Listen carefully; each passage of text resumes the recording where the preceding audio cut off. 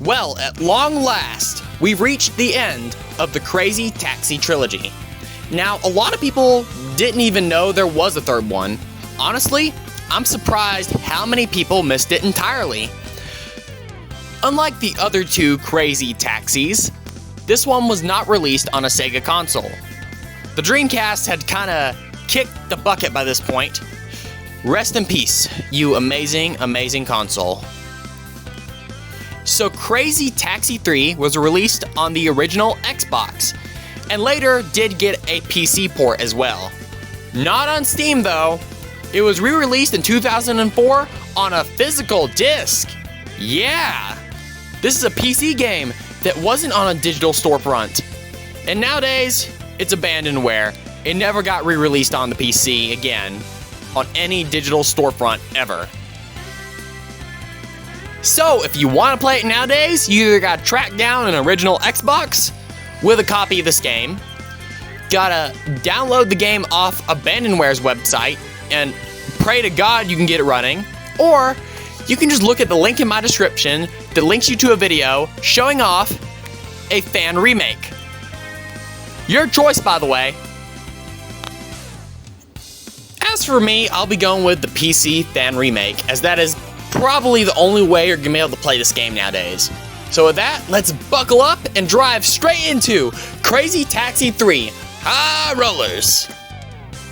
First off, let's talk about what Crazy Taxi 3 brings to the table over its predecessors. We've got 3 maps in total, 2 remasters and 1 original. We got West Coast, which is a remaster of the original arcade map. Then we got Small Apple, which is a nighttime remix of Crazy Taxi 2's New York-inspired map. Then, of course, we got the new map, Glitter Oasis, which is inspired by Las Vegas, Nevada. Oh, and then there's Crazy X, which is this game's version of Crazy Box. And let me tell you, these minigames are completely unhinged. First, you got destroying UFOs, some normal stuff like the jump, and then driving towards a tornado. Well, yeah, apparently a tornado hit. I don't even know what exactly, it's just flinging cars at us. But no, let's forget logic. I'm taking this guy's fare and driving straight into the storm. Well, they don't call it Crazy Taxi for nothing. Anyway, let's check out the maps. First up is West Coast. It's a remastered version of the original arcade map. It's still got that chaotic charm, with a few new places tucked in. It's like revisiting your hometown after a few years. Familiar, but with just enough new stuff to realize, hell, I'm getting old. Anyway, it's just as fun as it was in the original Crazy Taxi. With a remixed soundtrack, of course. Yes, the fan remake remixes the soundtrack and adds a bunch of new songs to it. Even new bands, like Nirvana is legit in this game now. Here, take a look at the document that came with the game. It shows the new controls, as well as a complete list of the new soundtrack. Yeah, the new remix soundtrack is awesome. The guy who did this remake sure knows how to pick songs that fit the Crazy Taxi vibe. Anyway, the next map we're looking at is Small Apple. Yeah, the best map from Crazy Taxi 2 got a full-blown remake in this game. And it's way different this time. The whole thing takes place at night now, which gives it a completely new vibe. Seriously, this version is way more fun than the original, in my opinion. It just has one problem, and it 100% involves the fan remake, not the original. This map on the fan remake has a bad habit of crashing randomly. Maybe it's just my setup, but I've heard the folks on Steam Deck say it runs smooth for them, so who knows? Could be a hardware thing. Either way, it's the map I end up playing the least, which sucks because it's so awesome. And the last map to talk about is the only new map added in Crazy Taxi 3, Glitter Oasis. And yeah, it was inspired by Las Vegas, which basically means its sensory overload in map form. First off, you have the big city, which is flashing lights, neon signs, and chaotic intersections. It most certainly has the vibe of what happens here stays here, but with way more airborne taxis. What's cool is you can actually see the city glowing off in the distance from many of the surrounding desert areas. Yeah, this map is not just the Las Vegas Strip, it's a huge map with canyon, roads, and offbeat landmarks, and some surprisingly scenic detours. Yeah, I look forward to playing this map a lot more in the future.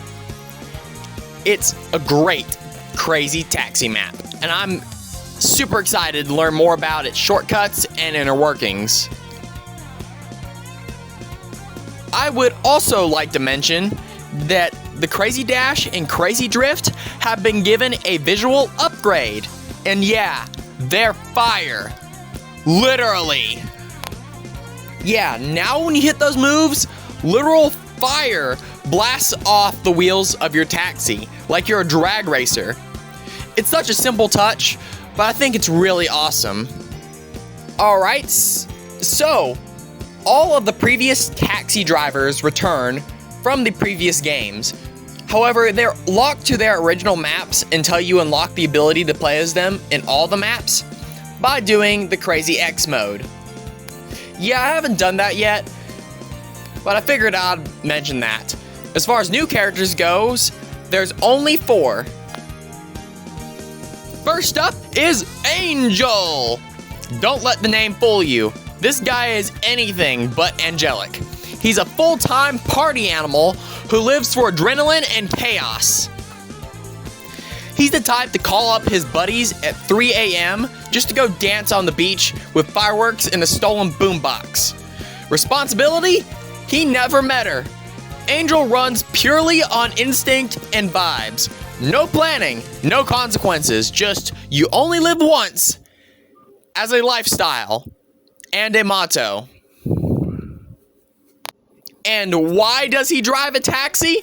Easy. Because when he's not having fun, he's in a car, which means he can go find fun.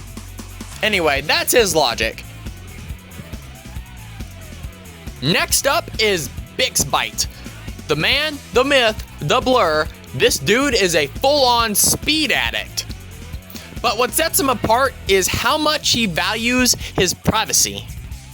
I mean, the guy had over 10 sponsors begging him to go pro in racing, but he turned them all down.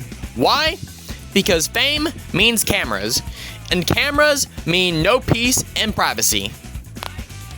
Instead, a few close friends tipped him off to the Crazy Taxi gig on the West Coast. Yep, another nod to the original game. He took one look at that and said, "Yeah, I can do that. Here in Vegas." And now he's a crazy taxi driver. And next we got Miss Venus. For better or worse, she's the second modern woman the series has brought into the spotlight. And she brings the weight of her whole family behind her. She's got a husband, 7 kids, and a dream to be the greatest taxi driver of all time. Her philosophy? Keep folks happy. This is a woman who thrives on joy and wants everyone who hops into her cab to leave smiling.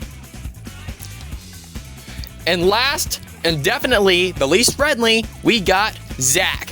Now there's not much to say about this guy other than he's a real asshole. You see, it's his car, his world, his pride, and his shine.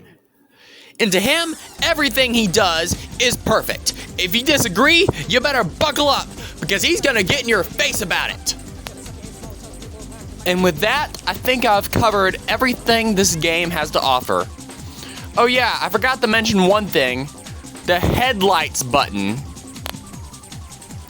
Yeah, because somewhere in the development process, someone on the team said, you know what this game needs?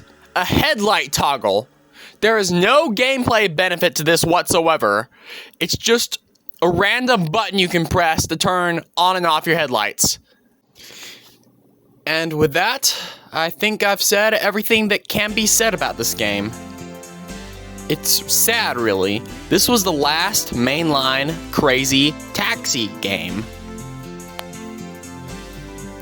Sure, there are a handful of botched ports that came afterward, as well as some stupid mobile games, but there was no more mainline Crazy Taxis after this.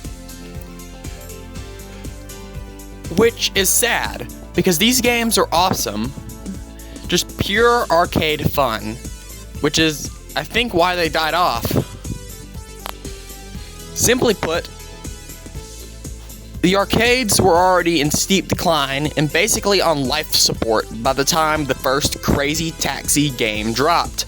By the time the third game rolled around, arcades were almost non-existent. People and the industry had moved on. Heck, by the time this game came out on Xbox, Halo had already dropped. Heck, nowadays, even the taxis themselves, real-life taxis, are fading out. These days, you'd be lucky to spot one outside of New York or Tokyo. They've been replaced by Ubers and self-driving transport cars. Yeah, I have no idea what they're called. I just know they exist. Yeah, Gen Alpha is probably going to grow up and not even know what a taxi is, and might not even see one. Heck, my generation, Gen Z, ask any of them, and more than likely, they're not going to know what it is, unless they're from some big city. Give it another 10 years, and I'm willing to bet taxis will have faded completely, replaced entirely by self-driving cars and Ubers. But that's the thing about games. Unlike most stuff in real life, you lose to time and progress. Through the power of emulation and games preservation, you can always relive old games, regardless of the year. Even if you're like me and never lived in these times, you can get a glimpse of what they looked like through playing the games that came out around that era, which I think is amazing. The Crazy Taxi games might be stupid, dumb, and outdated to most, but to me, I just like having fun. And that's what these games are. Pure fun. And I'll be playing this trilogy for a long, long time to come. Yo, guys, before I go off, here's a quick business pitch. If my game design studio ever goes belly up, I got a backup plan. I will become a crazy Uber driver. Hey, you, pedestrian! Do you need to get to your destination fast?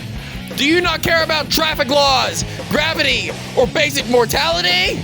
Then hire my crazy Uber! Rain, shine, night, tornadoes, I will get you there. Do I have a driver's license? Nope. Do I need one? Absolutely not. We're not following traffic laws, and we're rewriting physics, baby! Here at Crazy Uber, our motto is we get you there the fastest, not the safest. Be ready to pay in cash and make a quick exit upon arrival, especially when the cop sirens start wailing. And don't worry about me. They'll never catch me. I've got a nitro boost that caps out at 150 miles per hour in a custom anti-gravity jump booster that lets me leap in the air from a dead stop and defy physics, baby. Fuck you, Sir Isaac Newton. And yes, the only soundtrack that is allowed in my cab is Crush 40 and Sonic the Hedgehog music. If you don't like it, you can walk. And don't worry, I absolutely will not be for property damage if I crash into something. So remember, next time you need to get to your destination fastest, make sure you call the Crazy Uber Services! Disclaimer, the Crazy Uber is not responsible for whiplash, missing teeth, unplanned teleportation, legal consequences tied to reckless endangerment, or high-speed police pursuit. It also may cause disorientation and minor teleportation glitches and damages. We are not responsible for any of these side effects. So please consult the therapist before booking. And most importantly, thanks for watching. Oh, and just so you guys know, Centurion Dragon Studios is an indie game studio. So if you want to support this channel and support us, you can buy our first game to be released, Nova Rebellion, off itch.io. It's only $4.99, and it's a short space shooter. Links will be in the description. Thanks for watching. This is Troy Schultz, aka the Anti-Gamer Slayer, signing off.